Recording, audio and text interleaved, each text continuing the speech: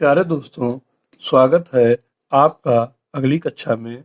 आइए हम आज कक्षा 6 विषय गणित इकाई 3 अभ्यास 3A पर चर्चा करते हैं। प्यारे दोस्तों, प्रश्न संख्या 1, सभी विकल्प चुनकर सही विकल्प चुनकर रिक्त स्थानों की पूर्ति कीजिए। और ये आपके सामने एक चार्ट बना हुआ है, आप इसे देख सकते हैं। ये एक कॉलम बने हुए हैं। यहाँ लिखा हुआ 19, 23, 25, 29, -29, -25, -23, -19। फिर देखिए प्यारे दोस्तों, 7, 11, 13, 17, -17। यहाँ क्वेश्चन मार्क है, इसी को आपको भरना है। आगे है -11, फिर है -7। प्यारे दोस्तों, इसमें आप देख पा रहे होंगे कि देखिए आप, यहाँ 19 लिखा हुआ है, पुनः फिर यहाँ 19 लिखा हुआ है, यहाँ 23 लिखा हुआ है, फिर यहाँ -23 लिखा हुआ है, और यहाँ 25 लिखा हुआ है, फिर यहाँ 25 लिखा -25 लिखा हुआ है, और यहाँ 29 लिखा हुआ है, यहाँ -29 लिखा हुआ है। प्यारे दोस्तों, इसमें भी वही क्रम है, ठीक उल्टा इसका लिखा हुआ। देखिए आप, 7 का 7, -7, 11 का -11, 13 का, देखिए यहाँ नहीं लिखा अभी तो, 7 का -17। तो बस इसमें आपको कुछ करना नहीं है, जिस प्रकार से क्रम चल रहा है उसी क्रम को आपको आगे बढ़ा देना है। आप समझ गए होंगे कि क्या भरना है, लेकिन इसे आप ऐसे भी समझ लीजिए कि इसमें क्या हो सकता है। यह रीजनिंग तरीके का प्रश्न है। प्यारे दोस्तों, आप इसमें देख रहे होंगे 19 और 7 में अंतर। आप देखिए, आपको लगेगा कि 19 और 7 में अंतर जो है वो, देखिए आप इसको घटाइए, आपको मिलेगा 12। प्यारे दोस्तों, आगे आप बढ़िए और फिर 23 से 11 को घटाइए, फिर आपको मिलेगा अंतर 12। प्यारे दोस्तों, फिर आप इसको घटाइए और आपको अंतर मिलता जाएगा केवल 12। इसका मतलब यहाँ भी जो अभी नहीं लिखा है, लेकिन यहाँ अंतर जो इसका होगा वो होगा 12। प्यारे दोस्तों, जब आपको अंतर 12 मिल रहा है, तो अब इसका मतलब ये हुआ कि यदि इस साथ में ये 12 जोड़ दिया जाए तो ये 19 प्राप्त हो जाएगा, और इसमें से कोई संख्या घटा ली जाए, यानी 7 घटा ली जाए, तो ये 12 प्राप्त हो जाएगा आपको। ठीक इसी प्रकार से इसमें भी आपको कर देना है। प्यारे दोस्तों, जब हम -29 से -17 को घटाएंगे तो आप 12 तो पाएंगे, लेकिन आपको यहाँ एक छोटी सी बात ध्यान रखनी है कि जब हम माइनस से यानी यानी -5 से -3 घटाते हैं तो बचता क्या है, -2। यानी कि यह जो उत्तर आएगा, यानी जो बचेगा, जो घटाने पर जो बचेगा आपको प्राप्त होगा, वह जो है माइनस में प्राप्त होगा। तो प्यारे दोस्तों, अभी इसकी ये तो संदेह के घेरे में है, क्योंकि सभी में 12 ही आ रहा है, इसलिए हमने यहाँ पर 12 मान लिया है। प्यारे दोस्तों, अब अगर जो इसे भरना हो, तो जैसा कि एक तरीका मैंने आपको बताया था कि जैसे इसका विलोम लिखा हुआ है शब्द, यहाँ भी आप लिख दीजिए, तो यहाँ वैसे भी यहाँ 13 लिखा है तो यहाँ पर -13 आ जाएगा। लेकिन इसे एक दूसरे तरीके से भी हल कर सकते हैं। दूसरा तरीका यह है कि यहाँ पर जहाँ पर कुछ नहीं लिखा है, वहाँ पर आप x मान लीजिए, और जैसे कि आप देखिए, इसमें 19 से जब 7 घटाया गया तो 12 प्राप्त हुआ, लेकिन अगर जो इन दोनों संख्याओं को जोड़ दिया जाए तो 19 प्राप्त हो जाएगा। ठीक इसी प्रकार यदि -12 प्लस x, जब यहाँ पर नहीं लिखा है, इसको हम x मान रहे हैं, यदि x को जोड़ दिया जाएगा तो आप बताइए कि -25 प्राप्त हो जाएगा या नहीं। बिल्कुल प्राप्त हो जाएगा। इसलिए देखिए आप, 12 और 11 को यहाँ जोड़ने पर 23 प्राप्त हो जा रहा है, या 12 और 13 जोड़ने पर 25 प्राप्त हो जा रहा है। ठीक इसी प्रकार से जब इस क्रम को हम आगे बढ़ाएंगे तो हमें वह संख्या प्राप्त हो जाएगी। प्यारे दोस्तों, अब आप देखिए क्या करना है। x बराबर -25, और इधर माइनस इस पार जाएगा तो ये हो जाएगा प्लस, और ये हो जाएगा 12। इस प्रकार से x बराबर, जब इसको आप घटाएंगे तो आपको प्राप्त होगा -13, और ये x का जो मान हो जाएगा प्यारे दोस्तों, वह -13 हो जाएगा। इस -13 को आप यहाँ बहुत आराम से भर सकते हैं। ये आपका उत्तर हो गया। प्यारे दोस्तों, अगले प्रश्न पर चलते हैं। प्यारे दोस्तों, यह प्रश्न संख्या 2 है, जिसमें भी वही आपको करना है, सही विकल्प चुनकर रिक्त स्थानों की पूर्ति करनी है। प्यारे दोस्तों, मैं आपको इसमें विकल्प नहीं दे रहा हूँ, इसलिए चूंकि आप प्रश्न को सही से समझ सकें। प्यारे दोस्तों, आइए देखते हैं। आप इस प्रश्न को ध्यान से देखिए। आपको ये लग रहा होगा कि 7 जो है यहाँ पर लिखा है, वो यहाँ पर भी लिखा है, और ये जो 25 है वो यहाँ पर लिखा है, यानी एक संख्या के बाद ये यहाँ आके लिखा जा रहा है, ये यहाँ आके लिखा जा रहा है, इसको यहाँ लिखा जा रहा है और इसको यहाँ लिखा जा रहा है। प्यारे दोस्तों, इसमें किया क्या जा रहा है कि एक संख्या जब यहाँ माइनस में थी तो यहाँ प्लस में लिख दी गई, और यहाँ पर प्लस में थी तो यहाँ पर माइनस में लिख दी गई। यहाँ माइनस थी, यहाँ प्लस में लिख दी गई, और यहाँ माइनस, यहाँ प्लस में थी और यहाँ माइनस में लिख दी गई। ठीक उसी प्रकार से प्यारे दोस्तों, यहाँ भी हो रहा है। 5 को यहाँ -5 में लिख दिया गया, और इस -8 को यहाँ 8 में नहीं +8 में लिख दिया गया। फिर 11 को यहाँ -11 में लिख दिया गया। अब आप बताइए इस 14 का क्रम यहाँ पर क्या आएगा? प्यारे दोस्तों, आप बहुत निश्चिंत होकर कह पाएंगे कि सर यहाँ पर यदि 14 प्लस में लिख दिया जाए तो ये आपका आंसर हो जाएगा। प्यारे दोस्तों, मुझे लगता है इसे आप बहुत बेहतर तरीके से समझ पाए होंगे, और अगले प्रश्न पर चलते हैं।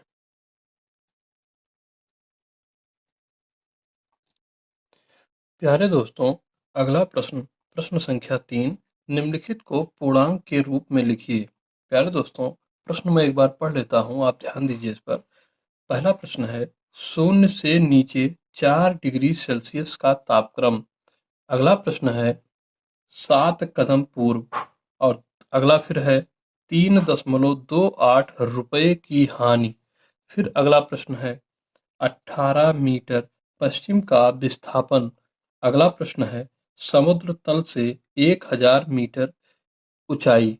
प्यारे दोस्तों, इस प्रश्न को बताने से पहले मैं आपको एक कॉन्सेप्ट बता देता हूं। उस पर यदि आप विशेष ध्यान दे लेंगे तो इस प्रकार के किसी भी प्रश्न को आप बहुत सरलता पूर्वक हल कर पाएंगे। प्यारे दोस्तों, ये एक धन का निशान आपको दिखाई दे रहा है। आप ये जानते होंगे कि इसके ऊपर के भाग को हम क्या कहते हैं? प्यारे दोस्तों, ऊपर के भाग को सदैव उत्तर कहा जाता है, अर्थात आपकी किताब में यदि ऊपर का हिस्सा है तो आप उसे उत्तर के रूप में जानते हैं। जैसे ही मैप बना हो, कोई चीज बनी हो, जो बना भी है उसे आप उत्तर, ऊपर को उत्तर के रूप में आप इसे ऐसे रिलेट कर लीजिए, ऊ से ऊपर, ऊ से उत्तर, यानी उत्तर है तो ऊपर ही होगा। और आप जानते हैं कि उत्तर के ठीक नीचे क्या होगा? तो आप बता पाएंगे सर उत्तर के नीचे जो होगा वह दक्षिण होगा। और फिर आप से कहा जाए कि पूरब फिर किधर होगा, तब आप बहुत आसानी से बता पाएंगे कि सर पूर्व ये हो जाएगा और पश्चिम ये हो जाएगा। अब आप बताइए कि यदि ये लाइन है और आपने एक संख्या रेखा के बारे में जो आपको हमने पढ़ाया था, आप उस पर ध्यान दीजिए। यह जो बिंदु होती है, यह शून्य होती है। इससे ऊपर जाने पर प्लस होता जाता है और इसके इधर जाने पर प्लस होता जाता है, लेकिन इस लाइन से नीचे आने पर माइनस होता जाता है और आगे बढ़ने पर भी माइनस होता जाता है। बस प्यारे दोस्तों, इतना छोटा सा कॉन्सेप्ट है। आप ध्यान दीजिए। पहला प्रश्न है, 0 से नीचे 4 डिग्री सेल्सियस का तापक्रम। आप बताइए, 0 से नीचे यानी इस 0 से नीचे आपको आना है, और एक ये है, 2 है, फिर ये 3 होगा, यहाँ 4 होगा। अब बताइए ये जो नीचे आ रहा है ये किस पूर्णांक में लिखा जाएगा? प्यारे दोस्तों, इसे हम माइनस के पूर्णांक में लिखेंगे, जिसे हम इस तरह से लिख सकते हैं। इसका उत्तर मैं यहीं बगल में लिख दे रहा हूँ, आप ध्यान दीजिए। -4 डिग्री सेल्सियस।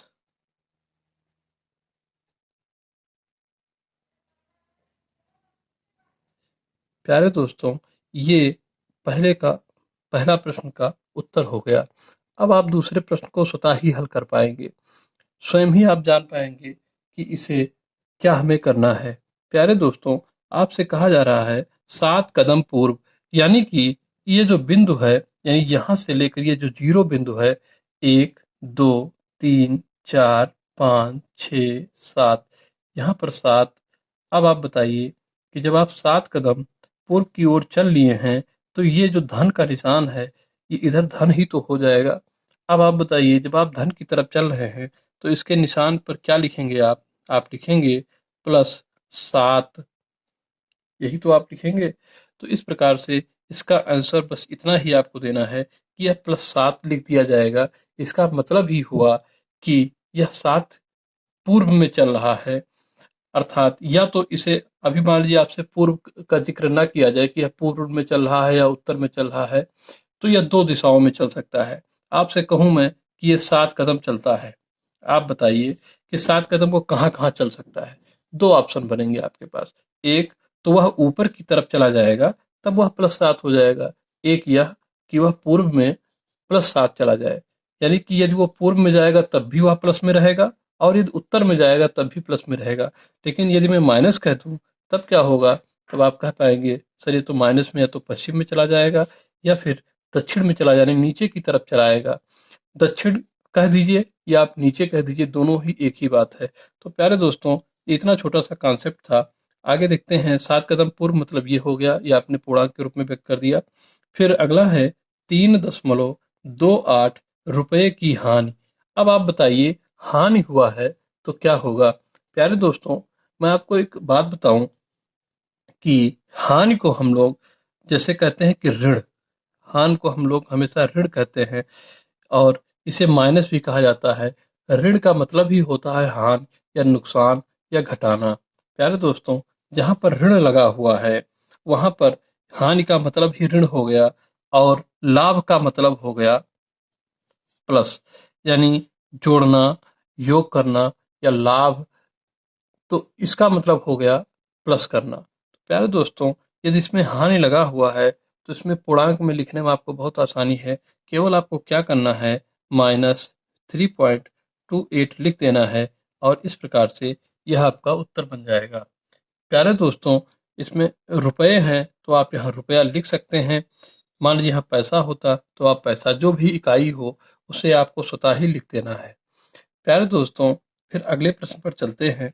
18 मीटर पश्चिम का विस्थापन। आप बताइए, कोई भी यहाँ से पश्चिम की तरफ जब आएगा, यानी कि यहाँ पर एक लाइन मान लीजिए कि ये देखिए, यहाँ से मैं शुरू करता हूँ, ये 0 बिंदु है, और इधर की तरफ आपको आना है 1, 2, 3, 4, 5, 6, 7, 8, 9, या ऐसे ही यहाँ तक आपको आना है। आगे आप बढ़ते रहेंगे, आपको आना है 18 तक। आप बताइए कि जब आप इस 0 से इस तरफ बढ़ते हैं, तो ये किस दिशा में जाता है और इसका मान क्या होता है? क्या धनात्मक होता है या ऋणात्मक होता है? प्यारे दोस्तों, आप बहुत निश्चिंत होकर कह पाएंगे कि जब हम सर पश्चिम की तरफ बढ़ते हैं, तो यह माइनस में यानी ऋणात्मक होता है, और यह पश्चिम दिशा की तरफ हम बढ़ते हैं। प्यारे दोस्तों, इसमें लिखा हुआ है प्रश्न में कि 18 मीटर पश्चिम का विस्थापन, यानी कि जो आपको 18 लिखना है, वो आपको लिखना है -18, और इसकी इकाई क्या है प्यारे दोस्तों? मीटर। तो आपको मीटर यहाँ पर जोड़ देना है। ये आपका उत्तर हो गया। अगले प्रश्न पर चलते हैं। प्यारे दोस्तों, समुद्र तल से 1000 मीटर की ऊंचाई तल है, और उससे ऊपर की ऊंचाई के बारे में पूछा जा रहा है। आप बताइए कि क्या लिखा जाएगा? ऊंचाई यानी कि एक स्थान जो यहाँ पर ये शून्य है, और ये ऊपर की तरफ यहाँ से बढ़ रहा है लाइन। आप बताइए कि जो लाइन ऊपर की तरफ बढ़ती जा रही है वो क्या होगी? आप कहेंगे सर वो तो धनात्मक ही हो जाएगी। तो जब धनात्मक लाइन ऊपर की तरफ जा रही है, आप बताइए 1000 मीटर, 1, 2, 3 ऐसे करके जब वो 1000 पर पहुंचेगा तो उसे क्या लिखा जाएगा? प्यारे दोस्तों, आप उसे लिख सकते हैं 1000 मीटर। क्यों? क्योंकि इसमें प्लस, आप ऐसे ही जानते हैं कि प्लस किसी संख्या में स्वतः ही लगा रहता है, यदि उसमें माइनस नहीं लगाया जा रहा। तो तल से ऊंचाई के बारे में बात कर रहा, तो ऊपर इकाई इसकी मीटर है, आप मीटर भी लिख सकते हैं, या 1000 मीटर को आप किलोमीटर भी बना सकते हैं। यदि उत्तर इसका आपसे कह दिया जाए कि 1 किलोमीटर, तो क्या यह गलत हो जाएगा? बिल्कुल नहीं प्यारे दोस्तों। लेकिन इसकी इकाई चूंकि 1000 मीटर है, इसकी इकाई जो मीटर में है, इसलिए इसका उत्तर आपको मीटर में ही लिखना है। लेकिन यदि 1 किलोमीटर भी कहा जाए तो कोई गलत नहीं होगा। इसलिए क्योंकि 1 किलोमीटर बराबर 1000 मीटर होता है।